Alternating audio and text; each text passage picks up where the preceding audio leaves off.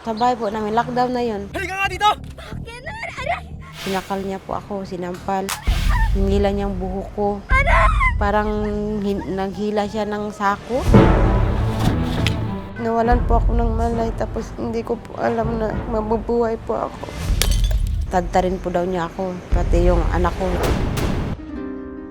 Siya, ang 37 anyos na si Celia, humingi ng tulong sa aming programa sa pang-aabusong inabot sa sarili niyang mister at lakas loob na lumantad para ang mga nabiktima ng domestic violence sa Pilipinas sa kasagsagan ng pandemya mabibigyan ng mukha.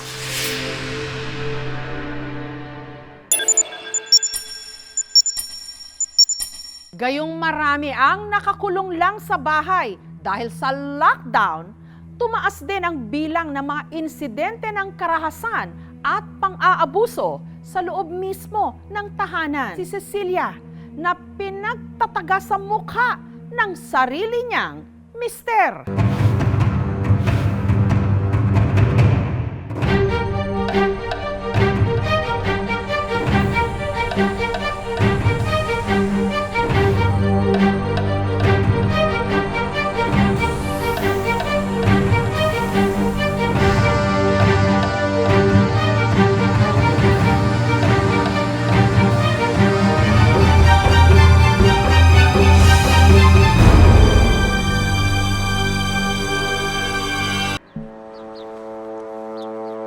Sa liblib na bahagi ng Zamboanga, nakipagkita sa aming team si Celia para isalaysay ang dinanas niya sa kanyang mister na si Ben na nito raw April 26 habang umiiral ang enhanced community quarantine sa buong bansa.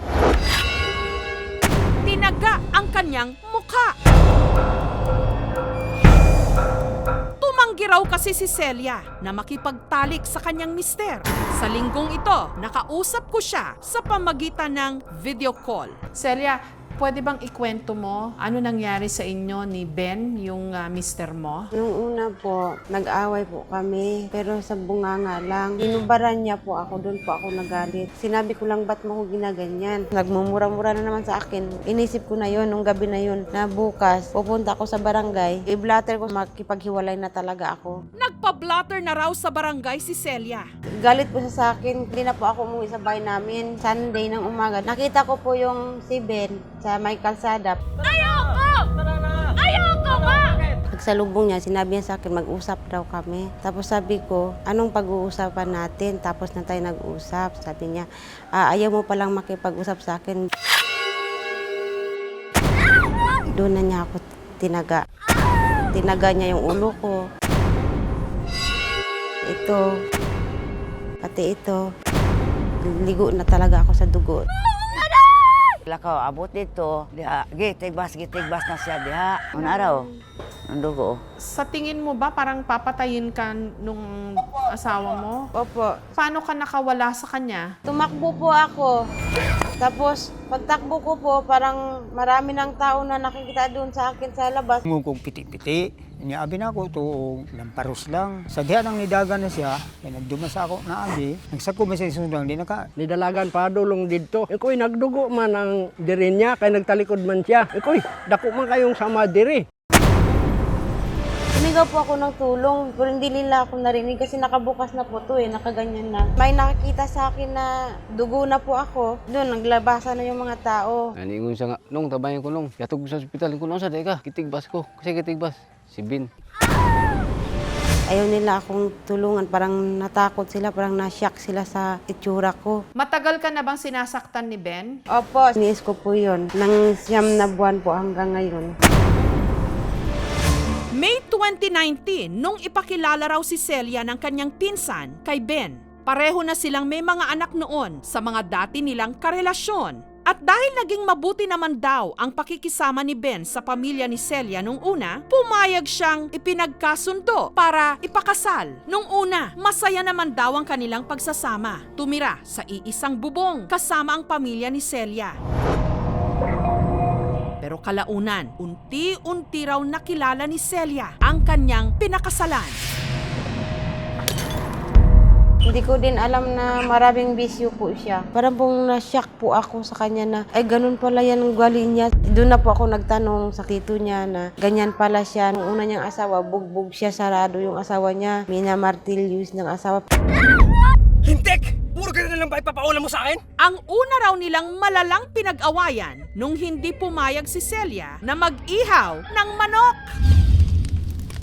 Doon na niya po ako inatake na parang gusto na niya akong patayin kasi nakaldito po. Tapos tinila niya yung buhok ko. Tapos gutad-gutad yung yung damit ko. Nung una na sinasaktan ka niya, bakit hindi ka nagpasya ng maaga, Celia, na hiwalayan na siya? Natakot po ako kasi binabantaan niya palagi kami. Sabi niya, pag hiwalayan ko raw siya, tadtarin niya po daw ako. Bata man o matanda, papatayin daw niya. So inisip ko po yung anak ko, pati yung mama ko. Hanggang ang pananakit na ulit ng naulit. Umabot na naman ng ilang buwan, ang pangatlo. Doon na naman niya ako sinaktan. Kasi sinakal niya, kinagat niya ako dito. Marami po akong kagat. Nung pagka-umaga sabi niya, sorry daw, sorry. Binigyan ko po siya ng chance, hindi ko po siya pinabarangay, pinabayaan ko po. Sabi ko, hiwalayan mo na siya. Galit na galit po. Pero mas tumindi pa raw ang pang-aabuso kay Celia nung nagka-lockdown bunsod ng COVID-19. Pag lasing kasi siya, ganyan talaga yan siya. Agugali na talaga niya na manakit ng asawa. Ito na po, ikalima na away kami kasi hinubaran niya ako nung sa bahay kami. Lumalabas yung mga abusive tendencies ng partner kasi yun yung paraan para mag-vent out nung iba nung kanilang frustration. Dahil nga stay at home, maraming restrictions sa mobility. Kung nasa isang abusive na relasyon yung isang babae, mas lalong heightened yung ganong vulnerability. Marami pang mga barangay halimbawa na nag-cancel ng kanilang vow desks. Minsan pakiramdam nila wala na silang ibang choice kundi i-endure yung nararanasang karahasan sa loob ng bahay. Para siguro sa maraming mga babae na biktima ng pang-aabuso, maaari talaga, mas nakakatakot pa yung domestic violence kesa dun sa virus. Hanggang nagawa rin niyang ipabarangay ang kanyang mister. Pinuntahan po kami ni Kunsihal. Dito na tayo para magkabalikan daw po kami. Sabi ko, ayaw ko na magkabalikan sa kanya. Paano yan? Ayaw na magkabalikan sa yung asawa mo. Gumaganon-ganon lang po yung asawa ko. Okay lang daw, sabi niya ganon. At tuluyan nang humiwalay ng bahay. Pero nung minsan, nakasalubong niya sa daan si Ben.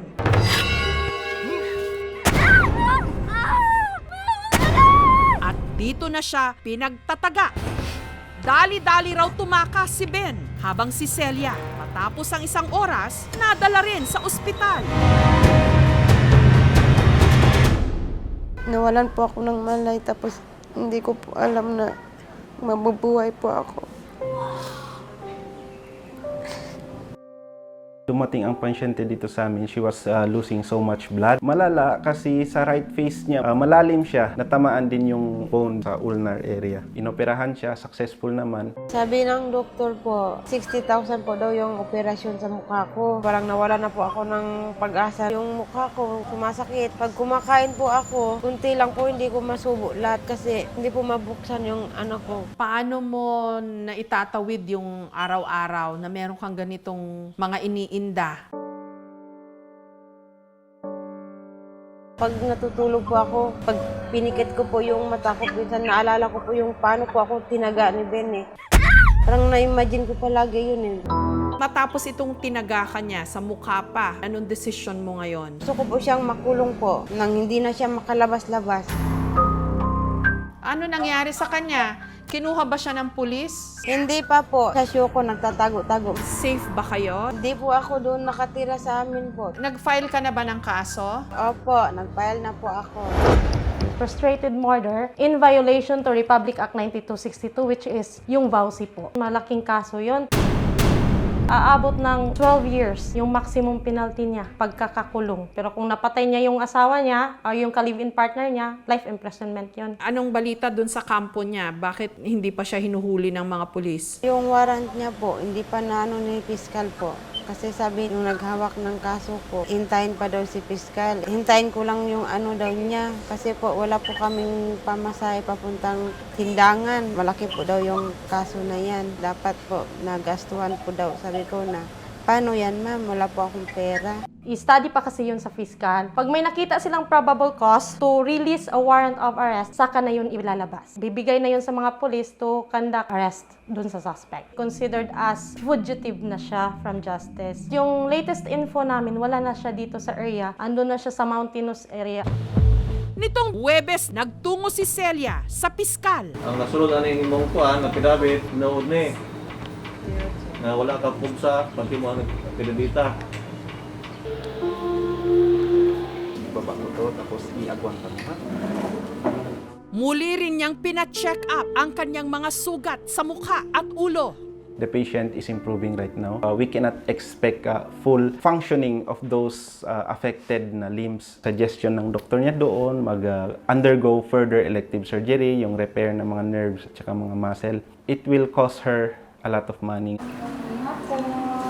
Dahil sa trauma sa nangyari, sumailalim din siya sa counseling at debriefing. Alam mo ba na ngayong may lockdown, Celia, dumami rin yung mga ganyang kaso, yung mga mister na nananakit sa kanilang mga misis. Apa. Tapos heto ka ngayon, lumantad ka, isa ka dun sa mga biktima. Pasalamat po ako kay Lord na tinulungan niya po ako na makita niyo po yung pinost sa akin na ganito po yung kalagayan ko.